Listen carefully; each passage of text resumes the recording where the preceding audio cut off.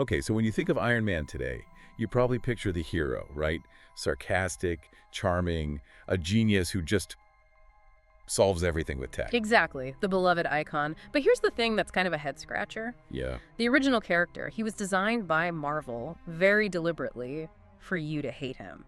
And that's what this deep dive is all about. We're going into the source material to figure out how Stan Lee ran this wild experiment. Taking a character that nobody should root for, a weapons-dealing jerk, basically, and making him one of the greatest heroes ever. So how did that even happen?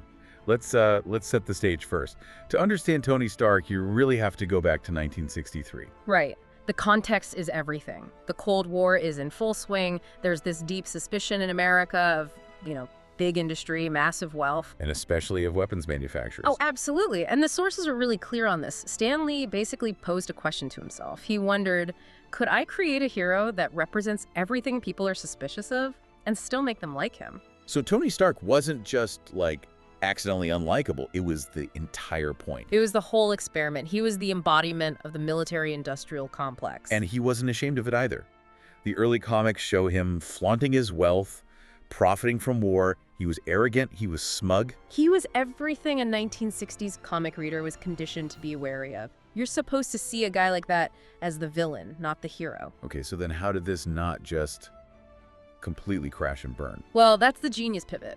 And it happens right from the very first issue. He didn't clean up his act. Instead, Lee made him vulnerable. The injury. The injury. He's literally hit by his own technology.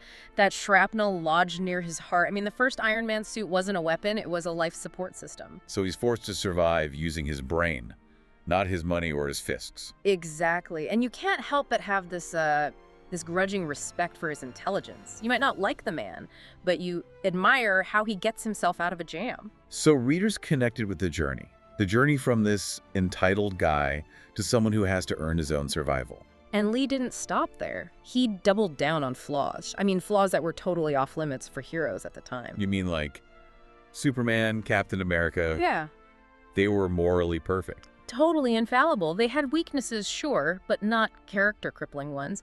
Stark became an alcoholic, a control freak. He was reckless. His worst enemy was often himself. Yeah, more often than not. And because he was always making mistakes, sometimes huge ones. Like accidentally starting wars? Right. He just felt more real than any other hero on the shelf. You saw the struggle, so you could forgive the arrogance. And that DNA is all over the modern version, isn't it? I mean, Yeah.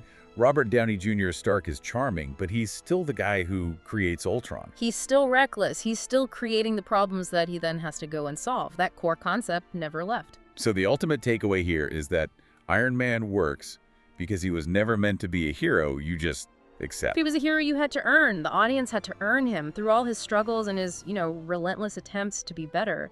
I think at its core, the whole character was a test to see if people would forgive a man who maybe didn't deserve it. But kept trying anyway. And that's what makes him one of Marvel's greatest characters. So if you enjoyed this deep dive into Marvel history, do us a favor and smash that like button. And subscribe for more comic and movie facts. And definitely drop a comment below and let us know which Marvel character you want us to unpack next. Thanks for listening.